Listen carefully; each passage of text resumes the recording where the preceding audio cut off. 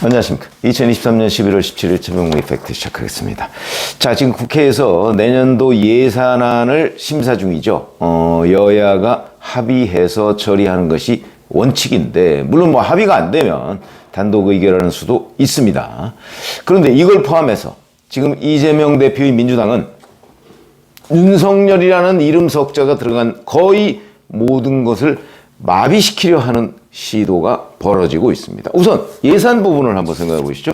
어제 예결위가 있었고요. 여기에 이제 예산안 등 조정 소위가 있었는데, 여기서 보면 내년 그 정상 및 총리 외교, 뭐 주로 정상 외교죠. 271억 1,300만 원이 편성이 됐는데, 민주당 의원들은 이 중에 한 22억 원 정도를 깎자 지금 이러고 있습니다. 민주당 간사인 강훈식 의원 얘기를 들어보면 이런 겁니다. 왜 윤석열 대통령이 대한민국 1호 영업사원을 자원했었죠. 그래서 영업사원이 쓰시는 돈이 너무 많다 이러면서 깎자는 거죠.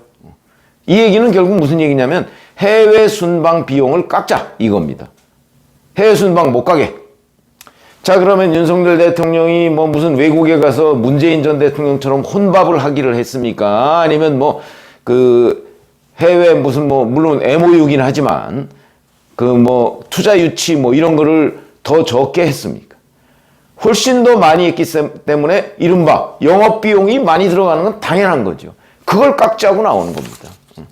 그러니까 해외에 가서 대한민국 세일을 좀 덜 해야 된다 뭐 이런 거죠.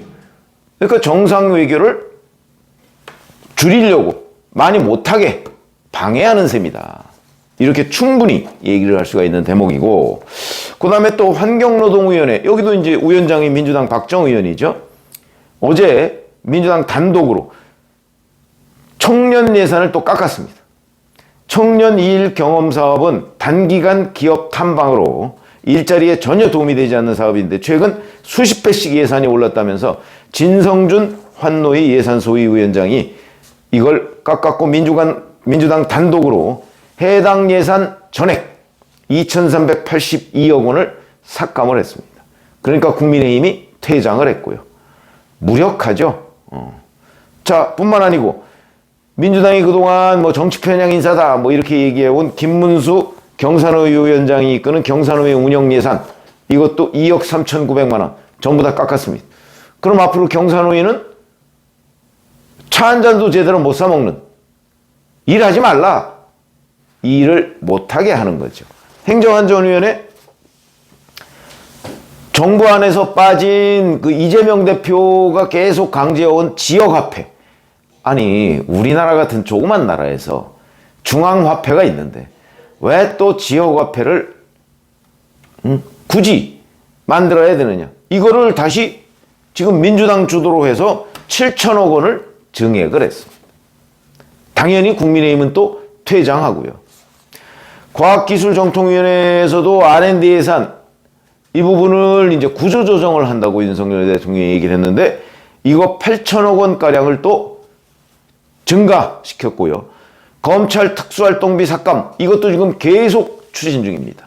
검찰 특수활동비라는 거는 결국 검찰이 수사를 위해서 필요한 정보를 수집하고 그 다음에 관련해서 여러 가지 하여튼 외부에 밝히기 어려운 활동 이런 거를 위해서 수사 비용으로 쓰기도 하고 그런 것들이 이제 특수활동비인데, 이 특수활동비를 공개하라 이런 것도 모자라서 이제는 그거를 아예 뭉텅뭉텅 잘라서 없애려고 한다. 그럼 뭐가 되죠? 결국 수사 정보 수집 이런 것들이 미비하게 되죠. 그렇게 될 경우는 어떤 일이 벌어질까요? 결국은 수사 기능이 줄어들게 되는 겁니다. 왜 공수처 예산 같은 건 그대로 놔둬가면서 검찰 특수활동비만 계속 줄이려고 시도를 할까? 역시 이재명 대표의 수사 리스크와 관련이 있다. 특히 이재명 대표 수사만 있습니까? 지금 김남국 코인 수사도 있죠. 송영길 돈봉투 수사도 있죠. 그러니까 민주당으로서는 피해의식이 있는데 이걸 어찌 할 수가 없으니까 특수활동비 삭감으로 지금 맞서고 있는 것이다. 물론 예산안이라는 거는 금액을 더 늘리거나 아니면 새로운 비목, 그러니까 새로운 써야 할 곳 이런 거를 만들 때는 정부가 동의를 해야 됩니다. 그러니까 이게 민주당 단독으로 의결했다고 다 그대로 되는 건 아니지만 적어도 각 위원회, 예결위 이런 데에서 민주당 단독으로 처리되면 그거는 곧 정부와 딜을 하기 위한 카드가 많아지는 셈이죠, 민주당이. 근데 이렇게 지금 거의 내년 예산에 윤석열 대통령이 중점적으로 추진하려고 하는 것은 모두 다 삭감하는, 이게 이제 의회 독재라고 제가 말씀을 드리는 겁니다. 정부와 협상 과정에서 어떻게 조정이 될지는 모르겠으나 적어도 정부가 민주당이 들고 나온 수많은 카드하고 뭔가 맞바꾸려면 정부는 그 나름대로 민주당의 당근책을 제시하지 않을 수가 없을 것이다. 이런 차원에서 지금 일방적으로 진행되는 예산안 심사, 민주당 단독으로 진행되는 예산안 심사, 특히 국정을 마비시키려고까지 하는 대통령 해외 순방까지 시비를 거는 이런 지금 민주당의 행동에 대해서 이거는 거의 의회 단독의 독재다, 이렇게 충분히 얘기를 해도 될 정도다 하는 거고요. 뿐만 아니죠. 걸핏하면 해임건의안, 한덕수 국무총리 해임건의안 냈었죠.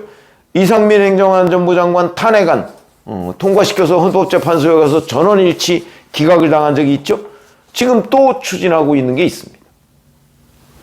바로 이재명 대표를 수사 중인 이정섭 수원지검 2차장 검사, 이 탄핵안 등 포함해서 4명의 검사에 대한 탄핵안을 지금 제출하겠다. 지금 이미 제출했다가 한번 철회를 했는데 그걸 다시 제출하겠다, 이렇게 나와 있고요. 이정섭 검사 탄핵 사유가 옛날에 자식을 위해서, 딸인가요? 자식을 위해서 위장전입 한번 했다.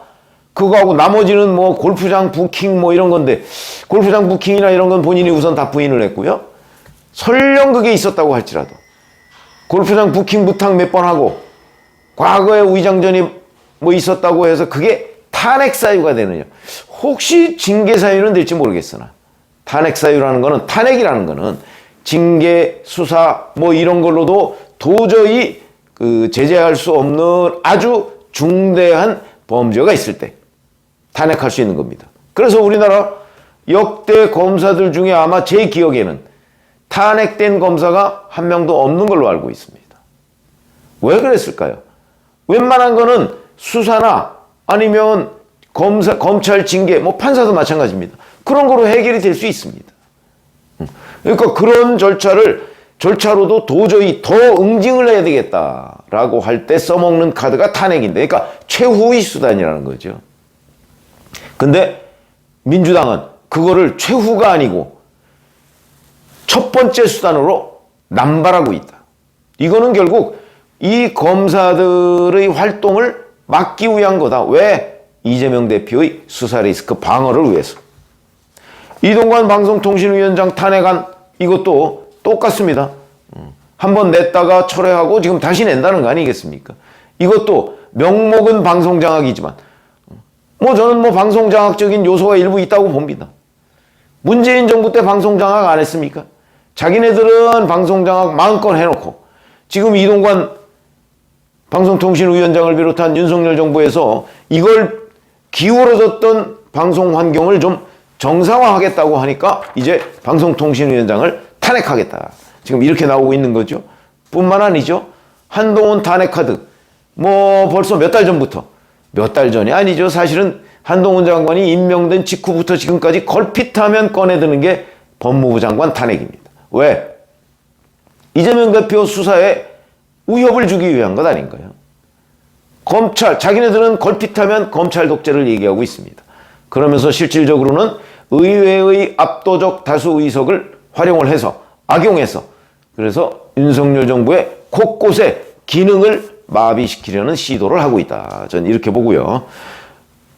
한동훈 장관 탄핵에 그치는 게 아니고 이제는 이원석 검찰총장 탄핵도 홍익표 원내대표는 검토한 바가 없다고 얘기를 하는데 당 대변인은 검토할 것 같다고 얘기를 하고, 이재명 대표는 침묵을 지키고, 결국은 이재명 대표의 방치가 있기 때문에 이런 일들이 벌어지고 있는 거죠. 자, 그렇게 따지면 이렇게 돼서 검찰 기능 마비시키려 해. 또 이균용 대법원장 후보자 임명동의안 부결시켰죠. 이제 조희대 후보자에 대한 임명동의안이 이제 아마 표결에 붙여질 것으로 보이는데 아직 날짜는 잡히지 않았지만 2014년 대법관 인사청문회 때 도덕적 흠결 뭐 이런 것들이 전혀 없다라고 이미 한번 결정이 된 사람입니다. 아마 지금 흠집 찾기 위해서 굉장히 많은 노력을 벌이고 있을 것으로 보이는데 이미 부결은 아마 민주당 차원의 부결은 저는 결정해놨다고 봅니다. 다만 정의당, 이른바 데스노트라고 하는 정의당 6석이죠. 뭐 6석이 국민의힘에 동의를 한다고 해서, 그러니까 국민의힘의 동의가 아니죠. 뭐 조희대 후보자에 대해서 동의를 한다고 해서 이게 통과시키는 될 것은 아니고 민주당 내의 비명계가 어떤 입장을 취하느냐. 그거는 조희대 후보자가 어떤 흠집이 있느냐. 현재까지 나온 흠집은 하나도 없습니다. 그런데 친명계는 부결시키려고 할 거거든요. 아마 이번에는 당론으로 정하려고 할 가능성도 있습니다. 왜? 비명계를 압박하기 위해서. 그 가능성도 있는데 어찌됐든 간에 이런 식으로 왜 그러면 대법원장 후보자, 대법원장 취임을 그렇게 방해를 할까? 이건 역시 재판 리스크와 관련이 있습니다. 왜? 만약에 대법원장이 바뀌게 되면 내년 2월에 지금 바뀐 대법원장이 인사를 하게 될 것이고 이재명 대표 관련한 그 재판을 맡고 있는 판사들의 인사 이동도 그 대법원장 손에 달려 있습니다. 그러다 보니까 지금의 시스템, 이거는 뭐죠? 김명수 대법원장 시즌2. 이거를 계속 이어가는 게 이재명 대표의 사법 리스크, 재판 리스크를 방어하는데 유리하다고 판단을 해서 새로운 대법원장 체제가 들어서지 않도록 막으려는 것이다. 이 또한 사법부 마비 시도라고 볼 수가 있는 거죠. 헌법재판소장, 이거는 저는 일찌감치부터 제가 그런 말씀을 드린 적이 있습니다. 그러니까 지금 공수처장이 이제 내년 1월부터 이제 공석이 되고 그 전에 이제 물론 임명 절차가 진행이 되겠지만 그건 뭐 그렇다 치고 대법원장 공석, 그 다음에 헌법재판소장까지 공석시킬 이유가 저는 없다고 봅니다. 왜? 헌법재판소는 뭐 이렇게 이재명 대표의 재판 리스크하고 직접적으로 연관이 없거든요. 그러니까 그것까지 부결을 시켜버리면 너무 이건 맨날 부결이야 뭐 이런 거를 약간 호도하기 위해서 저는 아마도 헌재소장 임명동의안은 통과시켜줄 가능성이 있다.